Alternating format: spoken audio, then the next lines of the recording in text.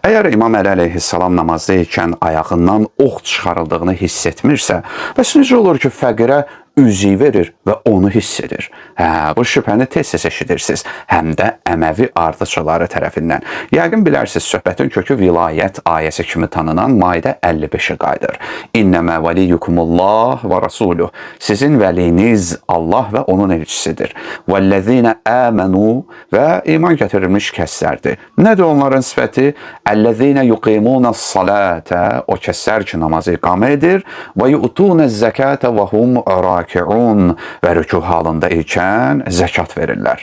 Mənim əzizlərim, bu açar ayələrdəndir. Bax, vəli sözü bəzi kəsləri bərk narahat edib. Qədirxumdakı mövla sözünü dost mənasına yozurlar. Küsmüşdülər Əlidən. Soruşursan, bu ayədə vəli nədir? Dost. Ulul əmr ayəsini yəqin ki bilirsiniz. Tez-tez təqiyyə məqsədi ilə qabardırlar. Tez-tez videolar çəkirlər. Əmir sahibinə itaət, əmir sahibinə itaət. Bu əmir sahibi Muaviyyədirmi? Onlara görə bəli. Yeziddirmi? Əlbəttə. Kral, məlik filan ibn filandımı? Tamamilə düz, qarşı çıxmaq olmaz və s. Tamam, bəs Həzrət Əli əleyhissalama qarşı çıxıb onunla döyüşənlər kim idi? Yox da, bu ayrı söhbətdir, fitnə idi, hər ikisi cənnətə gedəcək, şəhid Əmmar Yasir də, onun ölümündə Əli olan Muaviyyədir, hər ikisi. Əliyə gəldikdə isə vəli sözü dost olur. Başqalarında əmir sahibi, Əlidə dost. Bu şübhə müxtəlif formalarda irəli sürülüb. Əli ibadət edirdi, fikri özündə olmurdu, ayağından ox çıxartdılar, özü sümiyinə girmişdi güya, ox çıxartdılar. Bəs necə olur namazda ikən dilənçini eşidir, hə? Bu sual niyə verilir, əzizlər? Mənim əzizlərim, bəziləri bu sualı vilayət ayəsinin İmam Əliyə aidiyyətini sual altına atmaq istəyirlər. Yəni, Əli ibadət əhli idi. Qoy, elə də olsun. Amma bu dilənçi sailə üzüy versə, vəli hesab olunmalıdır. Tək ki, vilayət ayəsinin onun haqqında nazil olmasını inkar etsinlər. Bəzən sualı elə tərtib edirlər ki, üzüy bağışlamaq və ox çıxarmaq kimi iki fəzilət bir-birinə zidd olsun. Yəni, əgər Həzrət namazda sailin xahişini hiss edibsə, o zaman oxun çıxarılmasını hiss etməməsi mümkün deyil. Əgər oxun çıxarılmasını hiss etməyibsə, o zaman namazlı dilənçinin sualını eşitməsi mümkün deyil. Deməli, bu ayə, yəni vilayət ayəsi onun şənində nazil olmayıb. Əlbəttə, mümkündür ki, kimsə Həzrət Əlinin namazda ikən ayağından ox çıxarılmasını da şübhə altına salsın. Yəni, mən namaz qılıram və fikrim 50 yerdə olursa, nə qıldığımı bilmirəmsə, yəqin Həzrət Əli də mənim kimi olub və özünü tamamilə namaza verməsi mümkün deyil. Əzizlər, bu suala, əsas suala iki mərhələ ilə cavab vermiyorlar. Birinci mərhələ, bu hadisələr həqiqətən də baş veribmi? Tarixi dəlili varmı? İkinci mərhələ, əgər bu hallar baş veribsə, o zaman necə həm Həzrətin namazda ayağından ox çıxarıldığını qəbul edək, həm də onun tərəfindən sailə üzüy bağışlanmasını qəbul edək. Əzizlərim, Həzrət Əli əleyhissalamın rükuda üzüy bağışlaması, həmçinin vilayət ayəsinin onun şənində nazil olması, əhvalatı şiə və sünnilərin ittifaq etdiyi məsələlərdir və tarixən baş verilməsi isbat edilib.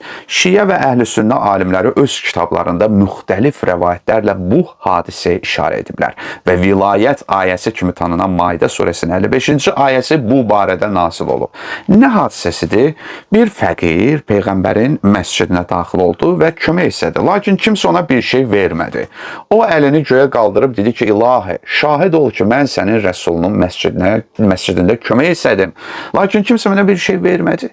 Elə bu halda rükû halında olan Həzrət Əli əleyhissalam sağ əlinin kiçik barmağı ilə işarə etdi. Fəqir yaxınlaşdı və üzüyü Həzrətin əlindən çıxartdı və bu ayə nazil oldu. Üzüy hadisəsi müsəlmanların, dediyim kimi, ittifaq etdiyi məsələdir. Mən elmi baxımdan bunu bəhs etməyəcəm. Bu əhvalata nəmnüm etməyə çalışan Əməvi doktrinasının ardıcılı İbn Teymiyyə olub. Bilirsiniz ki, Vəhabilər Həzrət Əlinin vilayətinə, rəhbərliyinə aid hər şeyi sual altına atmağa çalışıblar. Bəli, Əli yaxşı kişi idi, namaz qılırdı, ədəbli idi və s. Lakin rəhbər yox, dostdur. Çünki rəhbəriyyətini qəbul etsələr, onda Peyğəmbərin canişini olduğunu da qəbul etmədilər. Onda Cəməl günü ona qarşı döyüşənlər, Siffeyn də ona qarşı döyüşənlərin aqibəti necə olacaq? Əli rəhbər yox, dostdur. İbn Teymiyyənin və ardıcılarının nə deməsi bizi maraqlandırmır. Əsas odur ki, bu məsələni şiələr də, sünnilər də qəbul ediblər. Həzrət Əlinin ayağından ox çıxarılması əhvalatına gəldikdə isə belə bir nəqillər var, bəli, lakin bu hekayətin nəql olunduğu kitablar birinci dərəcəli deyillər, əzizlər. hisslər. Bəziləri bunun ilkin mənbəsini hicrətin hardasa 7-8-ci əsrə qədər gedib çıxdığını deyirlər. Həmçinin qeyd edilməyib bu hansı döyüş olub, hansı döyüşdə Həzrət Əlinin ayağına ox batıb və s. və ilaxır. Ona görə də bəziləri əslində bu hekayənin əsli barəsində tərəddüd ediblər. Lakin mən ox çıxarılma məsələsini sual altına atmaq istəmirəm. Yox. Bu hekayəyə işarə edən ilk şəxs, müxalif şəxs Fəxr Razi olub. Fəxr Razi Hicri 7-ci əsrin əvvəllərində vəfat edib. Bu tarixdən əvvəl, yəni 7 əsr ərzində bu mətləb heç bir yazıçının kitabında görünməyib. Fəxr Razi yazıb ki, əli ki, namaz vaxtı o qədər huzur, qəlbə malikdir ki, ayağından oxu çıxardılar və hiss etmədi. Və necə burada dilənçini hiss etdi və üzüyünü ona verdi? Necə olub ki, Fəxr Razidən öncə kimsə bu argumenti şiələrin əleyhinə istifadə etməyib? O, bu məsələni hardan görüb ki, başqaları da görməyib? Fərz edək ki, bu ox çıxarma da olub. İşin bunda deyil. Bu ikisini necə cəm edə bilərik? Həzrət Əlinin ibadətə necə aşıq olduğu kiməsə qaranlıq deyil. Ümumiyyətlə, peyğəmbərlərin və imamların və Allahın övliyalarının, dostlarının namazdakı halları həmişə bir halda və bir qaydada deyil əzizlər. Bəzən huzuru qəlbi qorumaqla kəsrət aləminə və maddi təzahürlərə də diqqət edirlər və onlardan qafil deyirlər. Əgər bir məsələ baş verərsə, zərurət olduqda reaksiya verirlər. Necə ki, Peyğəmbər tərəfindən bəzi hallarda səcdənin uzadılması və ya namazın qısaldılması ilə buna işarə olunub. Məsələnin fərdi və ictimai təsirləri unudulmamalıdır. Başqa bir nümunəni də qeyd edək. Yaqub Peyğəmbər Misir tərəfdən Yusif Peyğəmbərin qoxusunu duydu. Bəs necə olmuşdu ki, Yusif Kənan quyusunda olduğu an onu hiss etməmişdi, hə?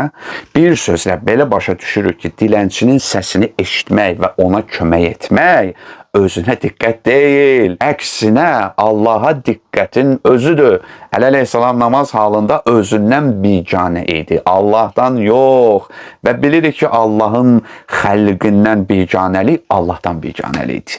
Oxu ayağımdan çıxarmaq mənim şəxsi işim məsələmdir. Peyğəmbər məscidində köməksiz qalan bir bəndənin naləsinə cavab vermək isə artıq mənim işimdən çıxmış işdir.